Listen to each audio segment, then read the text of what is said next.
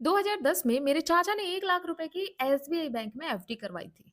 वहीं पे मेरे बड़े भाई ने 1 लाख रुपए म्यूचुअल फंड में लगा दिए।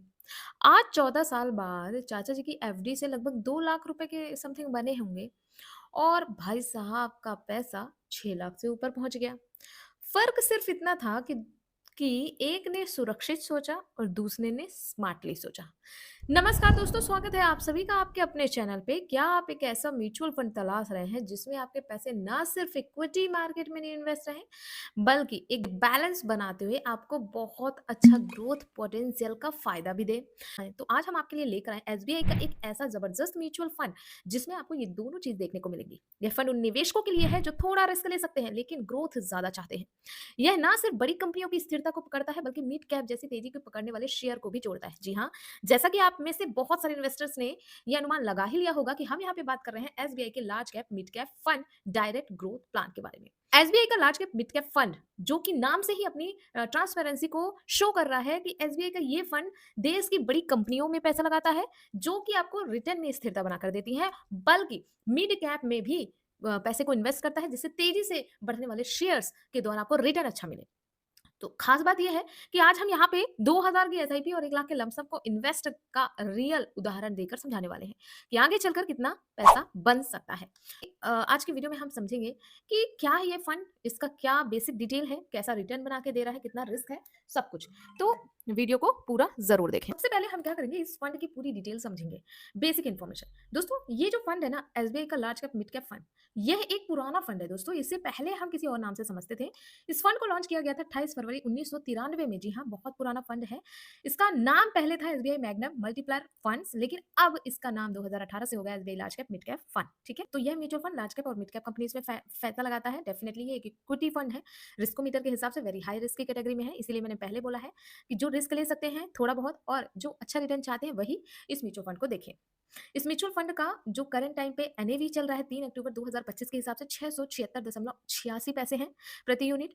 और अगर इस फंड की फंड साइज की बात करें तो लगभग 33,248.12 करोड़ लोगों ने 12 करोड़ रुपए ऑलरेडी इन्वेस्टर्स के थ्रू इन्वेस्ट किया गया है। तो इस आंकड़े से आप अंदाजा लगा सकते हैं कि यह फंड कितना ज्यादा भरोसेमंद फंड है और लोगों को एक अच्छा रिटर्न बना के दिया है। रेटिंग 4 की है आउट ऑफ 5, जो कि बहुत अच्छी रेटिंग मानी जा रही है। इस फंड में आप दो तरीके से निवेश कर सकते हैं। मंथली एसआईपी भी कर सकते हैं, बहुत ही कम कॉस्ट है। अगर कोई शुरुआत करना चाहता है महज 100 रुपए से शुरुआत कर सकता है। मैक्सिमम की कोई भी लिमिट नहीं है। सारे खर्च निकालने के बाद अगर आप 100 रुपए भी बचा पा रहे हो महीने से तो आप शुरू कर सकते हो। हाँ, आपको अच्छा रिटर्न चाहिए तो डेफिनेटली एसआईपी अमाउंट को आपको बढ़ाना पड़ेगा। ठीक है, वहीं पे अगर कोई व्यक्ति एक साथ पैसे निवेश करना चाहता है, शुरुआती तौर पे महज और महज 5,000 रुपए से शुरू कर सकता है। बाकी मैक्सिमम की कोई भी लिमिट नहीं है। इस म्यूचुअल फंड का जो एक्सपेंस रेशियो है वह 0.77% का है, इंक्लूडेड ऑफ जीएसटी। एंड जो एग्जिट लोड है, यदि आप 30 दिन से पहले पैसे को विड्रॉ करते हो, मतलब लॉकिंग नहीं है यहाँ पे, आप कभी भी अपने पैसे को निकाल सकते हैं। शर्त ये है कि यदि 30 दिनों के पहले आपने पैसे को निकाला इन्वेस्ट करने के बाद तो 0.10% का आपको एग्जिट लोड देना पड़ेगा। उसके बाद निकाला तो आपको कोई भी एग्जिट लोड नहीं देना पड़ेगा। दोस्तों, इस फंड के हम कुछ रिस्क रेशियो के बारे में बात करते हैं तो अल्फा बना के दे रहा है 2.89% का। मतलब ये अपनी कैटेगरी और बेंचमार्क से 2.89% ज़्यादा रिटर्न बनाकर दे रहा है। बीटा है 0.85, मतलब मार्केट में कम वॉलेटाइल है। सार पे 0.94% और शॉर्टिनो 1.55% का है। ये तो थी फंड की डिटेल। अब परफॉर्मेंस जो कि अपने को एक अनुमानित रिटर्न बनाकर देता है, तो हम पास्ट परफॉर्मेंस देखते हैं। तो यार अगर किसी ने 1 साल का रिटर्न देखा तो यहाँ पे 1.77% का 1 साल पहले रिटर्न बनाकर दिया है। 3 साल का रिटर्न है 18.50% का और वहीं पे 5 साल का जो रिटर्न है 24.50 का है।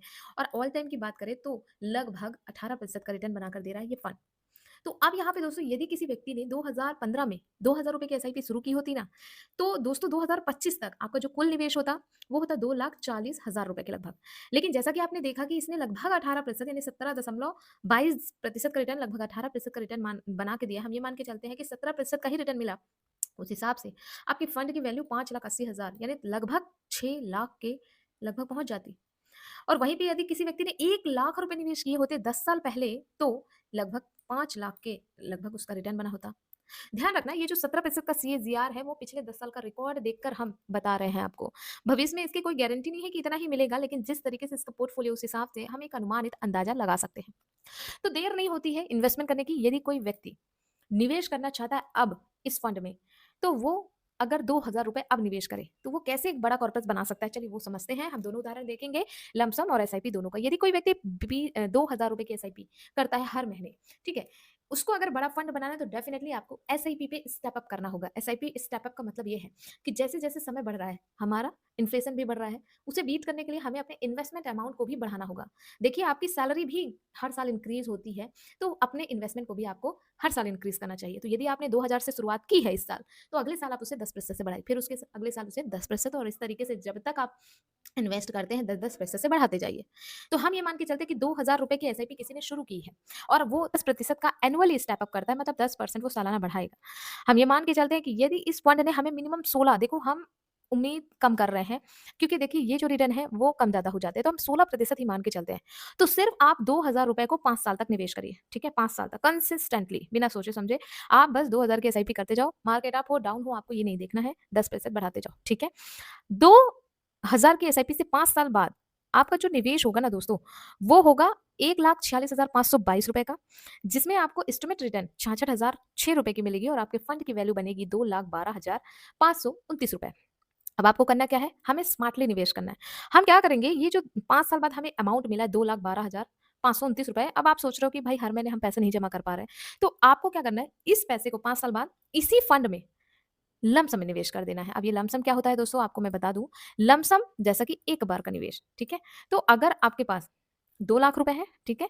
5 साल के बाद आपको मिला, अब आप क्या करें, इसे लमसम में निवेश करिए और जैसा कि आपने देखा कि इस फंड ने ऑल टाइम पे 18% का रिटर्न बना कर दिया है, हम ये मान के चलते हैं कि ये हमें 17% ही बना के देता है भविष्य में, क्योंकि हमने देखा नहीं है। 17% ही रिटर्न बना के देता है और आप इस फंड को अगले 15 सालों के लिए होल्ड कर देते हो, ठीक है? मतलब एक बार लगा के छोड़ दिया, अगले 15 सालों के लिए। तो आपका ₹2,12,529 का जो इन्वेस्टमेंट है, उसमें 17% के हिसाब से एस्टीमेट रिटर्न मिलेगा 20,27,255 का, जिससे फंड की वैल्यू बनेगी ₹22,39,784 का, ठीक है? तो आपके टोटल कितने निवेश हुआ, टाइमिंग 20 ईयर का, 20 साल। नॉर्मली हम एलआईसी भी लेते हैं तो 15 से 20 साल की लेते ही हैं। तो हमें कितना मिलता है? हमें ज़्यादा से ज़्यादा 6-7%, 8%, 9 से 10% का रिटर्न मिल जाता है। लेकिन दोस्तों यहाँ पे आप देख रहे हो कि आप 17% का रिटर्न ले रहे हो, ठीक है? ये मानते हैं कि अप डाउन होता रहता है, पर लॉन्ग टाइम पे इतना रिटर्न मिल ही जाता है। अब अगर किसी के पास ज़्यादा समय है तो इसे आप 20 सालों तक के लिए होल्ड रखो। आपको बार-बार पैसा नहीं डालना है, एक ही बार लगा के छोड़ देना है। तो आप देखोगे कि आपके पास ₹49,10,610 का एक बड़ा कॉर्पस होगा। आपने निवेश कितना किया? सिर्फ ₹2,00,000। ये है स्मार्ट निवेश और इसी वजह से भाई साहब ने अपना एक तगड़ा रिटर्न बनाया और पिताजी के सिर्फ 2,00,000 ही रह गए। तो भाई अगर आप समय दे रहे हो, तो आपको उतनी वैल्यू भी मिलनी चाहिए। बट ये ध्यान रखना, ये म्यूचुअल फंड है। यहाँ पे निवेश बाजार के जोखिमों के आधार पर होता है। बाजार जैसे परफॉर्म करता है वैसे रिटर्न भी मिलने की संभावना होती है। रिटर्न गारंटीड नहीं होते हैं, पर लॉन्ग टाइम पे एक अच्छी वेल्थ बनाई जा सकती है। तो ये एक स्मार्ट तरीका था, एक छोटी इन्वेस्टमेंट से बड़ा कॉर्पस बनाने की। यदि आपको यह इन्वेस्टमेंट स्ट्रैटेजी पसंद आई तो मुझे कमेंट में ज़रूर बताइएगा। आपका इस फंड के बारे में क्या राय है वो भी मुझे कमेंट में बताइएगा और आपको वीडियो अच्छी लगी हो तो वीडियो को लाइक ज़रूर करिए, शेयर करिए। ऐसे इन्फॉर्मेटिव वीडियोज़ के लिए चाहे तो चैनल को सब्सक्राइब कर सकते हैं। थैंक यू दोस्तों।